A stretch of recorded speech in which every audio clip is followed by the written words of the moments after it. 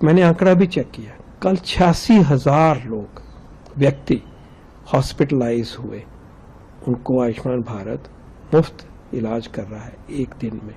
रोज 85 से 90,000 व्यक्ति दाखिल हो रहे हैं जो अस्पतालों में, उनको ये इलाज प्रदान किया जा रहा है। आज तक 2018 से लेकर आज तक के 10 करोड़ ऐसे लाभार्थी जो हैं उनकी एडमिशन्स हुई और उनका इलाज हुआ, और लगभग 1,50,000 करोड़ का जो पैसा जो था उनके ऊपर बोझ पड़ना था जो सिटीजन पे, वो नहीं पड़ा।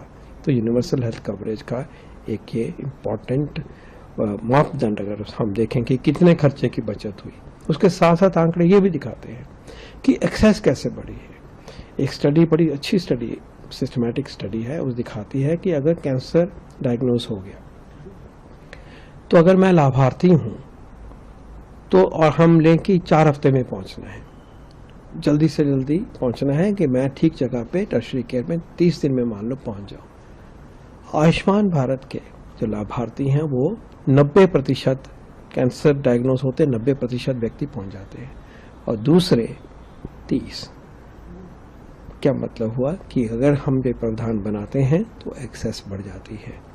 इसी तरह से अगर हम इसी बात को आगे बढ़ाते हैं तो हम देखते हैं कि इन परिवारों को टर्शरी केयर में चाहे हार्ट की सर्जरी है, बच्चों की तरह तरह की सर्जरीज हैं, नी रिप्लेसमेंट की बात होती है, और या बहुत बड़ा खराब बुखार हो गया, क्रिटिकल केयर की ज़रूरत है, हेड इंजरी हो गई है, ट्यूमर्स है, कैंसर है, इन सब का इलाज उस में मिल रहा है।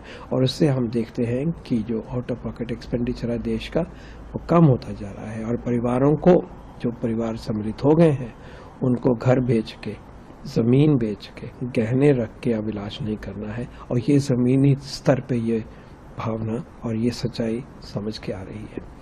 मैं एक और बात चिन्हित करना चाहूँगा, जब हम यूनिवर्सल हेल्थ कवरेज की बात करते हैं, सबसे इम्पॉर्टेंट हिस्सा जो होता है किसी भी हेल्थ सिस्टम का फर्नी, वो होता है प्राथमिक सेवाएं। हमारा पिरामिड जो हेल्थ का है ना, प्राथमिक सेवाएं इतनी ज़्यादा जरूरत होती है, टर्शरी कम हो जाता है, और बीच में सेकेंडरी बीच में होता है।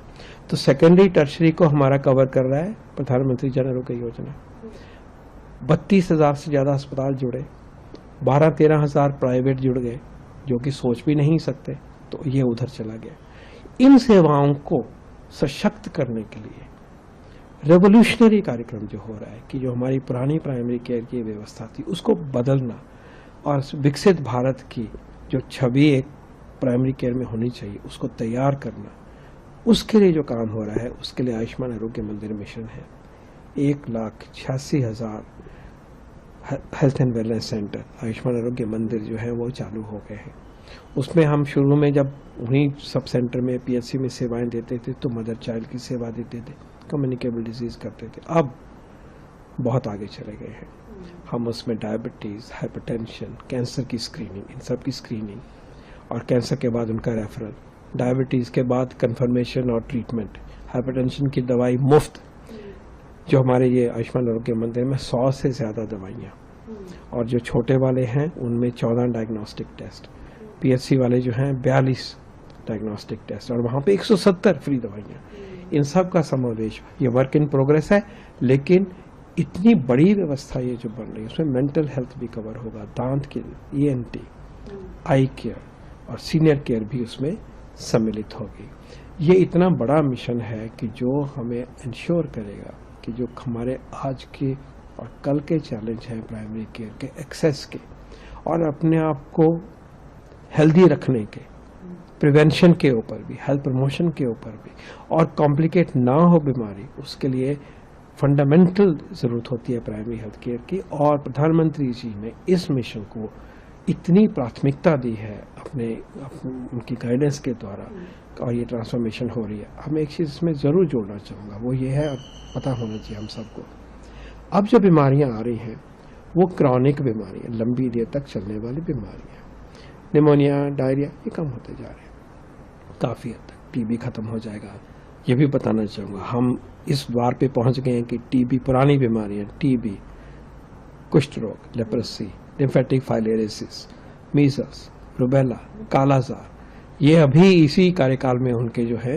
अभी खत्म हो जाएंगे। मलेरिया को भी हम बहुत आगे तक ठीक कर देंगे। तो ये सब जब हट जाएगा तो क्या बचेगा? हार्ट डिजीज, डायबिटीज, इन बीमारियों का, कैंसर, इन बीमारियों को एक तो है कि प्राइमरी प्रिवेंशन करो, जैसे कि महिलाओं के कैंसर के लिए हम वैक्सीन का प्रावधान किया गया है, राइट।